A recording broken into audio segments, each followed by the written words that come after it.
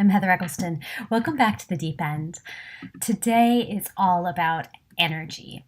It's one of those words that gets tossed around so much in certain circles that it means everything and almost nothing.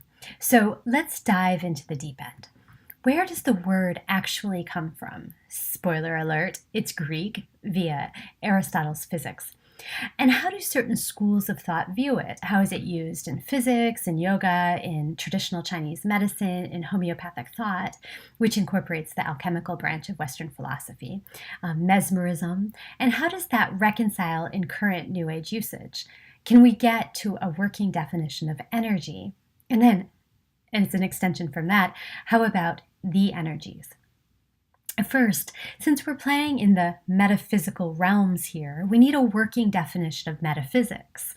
It is terribly difficult to define. Linguistically, meta is either after or beyond physics, which is the physical. So those of us born post-scientific revolution tend to think in very material, physical ways. Either something is real, as in verifiable via the scientific method, meaning it's observable, repeatable, etc., or it's not. And if it's not, we'll usually categorize it in a couple of ways. One, it's sketchy at best, or two, it must be accepted by faith, depending upon the individual's bias. So Aristotle wrote a collection. It's popularly called the Metaphysics, but that wasn't what he actually called it. Instead, he used terms that translate as first philosophy, wisdom, first causes, and theology, which is the study of the gods. Metaphysics is already hard to define because it exists, again, beyond nature, and there really isn't a great origin story for the word. So eek, no wonder so many people who think of themselves as scientific and grounded in just the facts ignore the big metaphysical questions altogether. Or they accept whatever readily packaged dogma most suits them, which may be traditional religion, scientism, atheism, or some combination. Unfortunately, that opens so-called metaphysical thought up to be hijacked by really fuzzy thinking that masks all sorts of unverifiable ideas. But just because something isn't verifiable, does that make it not worth exploration? I think not. We just have to stay humble and grounded during these explorations. So, the ancient Greek concept of first cause is so useful. It points to that which exists fully as itself and is not subject to flux. Flux is change. These are often called the universals, and that's a capital U, universals. And they're related to the Platonic forms or archetypes. We'll talk about those a lot later. And in later monotheistic philosophies, such as Judaism, Christianity, and Islam, God. So these universals are related to the big, big ideas.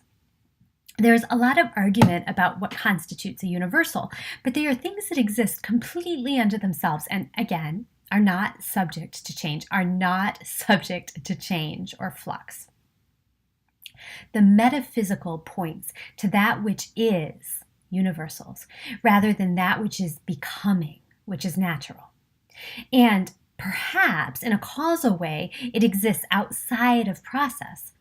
For example, a universal of redness, as in the color red, has a certain characteristic that is unchanging and is ultimately required for it to be red. If the physical is subject to the rules of nature, the beyond physical, the metaphysical, is potentially beyond those rules. And, boy, I know this is mind-boggling, just bear with me, is unchanging. These are the sticky ideas of universals and particulars. Universals and particulars. It also gets into things like causality, which is cause and effect. If I do this, then this happens. Space and time, where things happen and in what sequence. Fate and free will, all kinds of fun, big ideas. So that, my friends, is a very short and simplified exploration of traditional metaphysics. It's kind of quirky that everything from past lives to alien abductions and alternative healing methods are bundled into this basket of confusion nowadays, metaphysics. For our purpose, then, let's define metaphysics as an exploration of the nature and causes of being, which may or may not be subject to change. This is just a working definition and in no way encapsulates all the nuance involved. So again, metaphysics is an exploration of the nature and causes of being. So, can we verify the nature of the soul? Probably not. I mean, let's really be honest stepping in. We can't really even verify the existence of the soul, let alone the nature of it. But we're not doing double-blind scientific method here. So let's be clear about that so that we can explore ideas, right? That's what metaphysics encourages. My goal here isn't to come to some concrete answer about the nature of the soul or the existence of the soul or so on and so forth, but simply to open up inquiry and to dive deep into the ideas that we just kind of accept or don't accept blindly and find out where they came from. So, okay, metaphysics then. It's an exploration of the nature and the causes of being. The big questions in traditional philosophical metaphysics are, what is the nature of reality? What started it all? These are the first causes. What's the nature of the mind? And how does the mind affect the body? Do things have an objective nature? And if so, what's the source of that objective nature? Is there a God or many gods? And what is the nature of these gods? What does it mean to be? What is soul? What is the nature of soul? So, based on some of those big questions, you can see why New Age thought adopted metaphysical as its philosophical underpinning. Much of New Ageism seeks to answer these questions, but truthfully, so do traditional religious thinkers. And interestingly, both the New Age and mainstream traditions tend to resort to divine revelation, also known as like channeling, prophecy, etc., to get to these answers. So if you want to dispute channeling as a method of revelation, you have to remember that that also refutes Muhammad, Abraham, Joseph Smith, and other prophets who were revelatory figures who basically really channeled our culture's holy books. That's a funny little thing to think about, but even the Christian idea of the canonical Bible being quote unquote divinely inspired is saying just about the same thing. But that's a digression, and perhaps we'll do that a different day. So, backing up. Again, the stated goal of the Deep End podcast is to explore the ideas that we toss around all willy-nilly, to drill down on definitions and figure out where they came from. So today, it's all about the energies. So, let's start with an introduction to energy in common usage. The word energy is used in the alternative healing and metaphysical world a lot. But what does it actually mean? And why did we land on this word of all words? In common usage, individual humans have energy. Places have energy. Planets, as in astrology, have energy. We say, I really like her energy, or I don't vibe with that. I think we get kind of what we mean by energy based on usage. It's a slightly nebulous quality or a collection of qualities that are emitted by a person, a place, or a thing. Or at least it's perceived by others as such.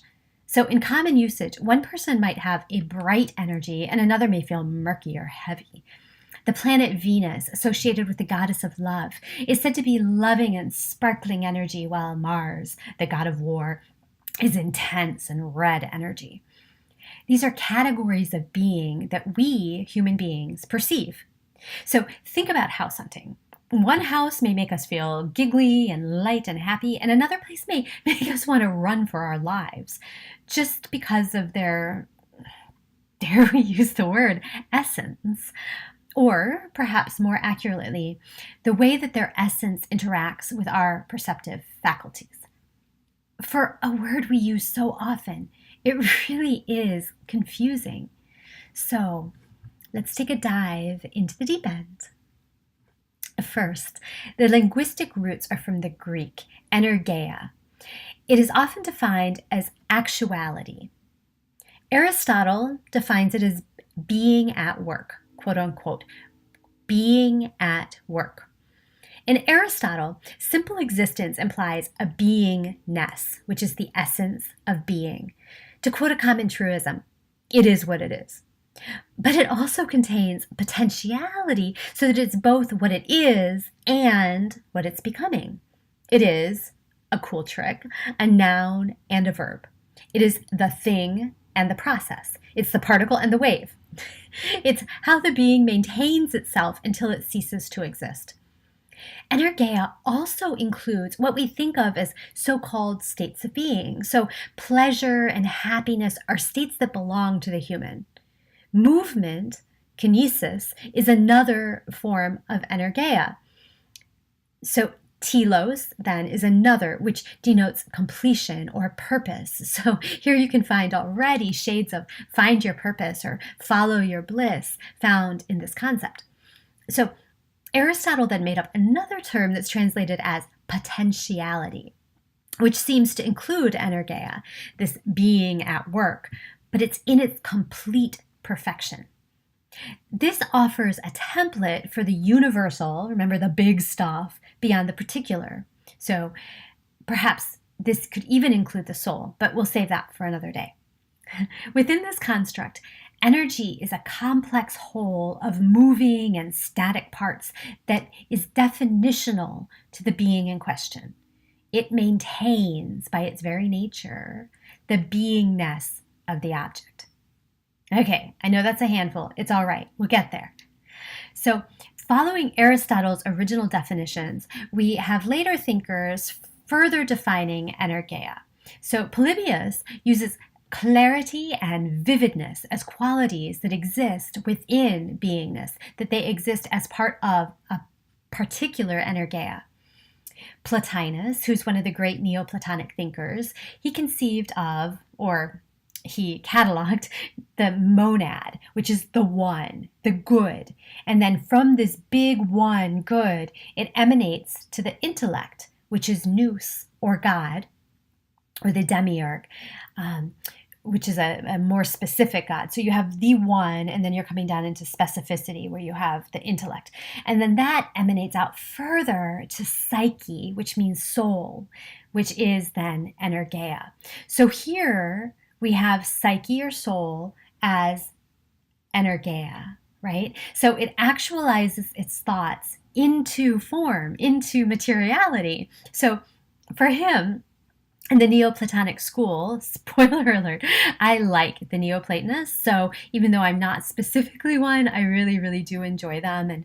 And yeah, so just be warned, I love the Neoplatonists. All right, so for him, for Plotinus and the other Neoplatonic schools, that energy spills out from the monad, the one, into the universals, and then into particulars. Like us, we're particulars. So these differentiated souls, psyche, are energeia. All right? Okay, this is cool. All right, so then we're going to move into Christianity a little bit. So the Aristotle and the Platonists, they are pagans. They're not Christians. So we're getting into Christianity here. And this is where we first get the plural, the energies. And this is coming from St. Gregory Palamas. So the energies can be perceived by humans. So the energies are experienced by humanity.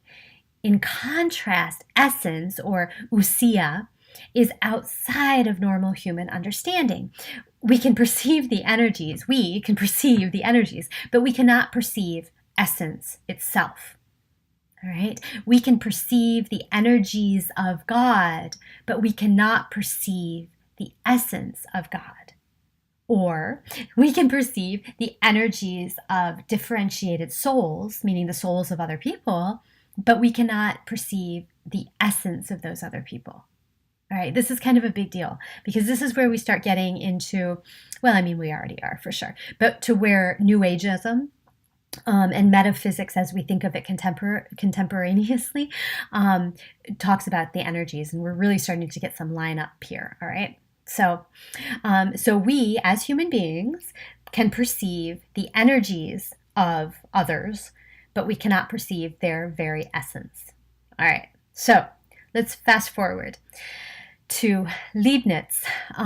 He started to define energy the way that we think of it more in modern physics. So he was working in the late 1600s, and he defines energy as the product of mass and the square of velocity. In his thought, energy is a living force, the vis viva, the living force. He further drills down kinetic energy, that movement energy, as the potential of movement in things. So force, power, motion can be transferred between things of different types. He starts the concretization of energy within the laws of nature, in the laws of the physical, rather than the laws of the esse or the beingness or the universals. So we're starting to get, even though he was very much a mystic in a lot of ways, we're starting to get some reductionist physical thinking in here. All right. So that takes us to vitalistic philosophies. So vitalistic philosophies such as Ayurveda, traditional Chinese medicine, and homeopathy in the West accept that living beings have a force beyond the mechanistic. Again, metaphysical, beyond the mechanistic, beyond the physical, that maintains coherence and may be employed to help heal the being. So each of these traditions has a different understanding of what energy is. Ayurveda talks about prana and the three gunas, which are specific types of energy. TCM, traditional Chinese medicine, has qi. We'll get more on this later. And homeopathy has the vital force. More in a very short moment on that. So Mesmer is perhaps the best known of the vitalists. In the 18th century, he introduced the idea of animal magnetism. This is invisible magnetic fluid that could be manipulated through the use of magnets and hands-on healing for healing of all kinds. So a lot of our energy healing that we see in alternative health now is really owing a lot to Mesmer for having codified it in some ways. So at the same time that Mesmer was working, we have the birth of the spiritualism movement. And this is a movement, with the tipping tables and knocking and rapping and communicating with the great beyond that was really rising during roughly the same period. And remember, you may have an idea that they had these ideas of ectoplasm, right? And spiritual manifestation. But it was based very much on the animal magnetism of particular mediums. So the more highly charged, the more magnetic the medium was, the more they could connect with the spiritual world, with the great beyond, right? Okay, so one of the major vitalist philosophies, and the one that is really the Western tradition, is one that I'm trained in, which is classical homeopathy. So homeopathic philosophy was codified by Samuel Hahnemann, and it drew a lot, though, from Paracelsus and the alchemical tradition in the West.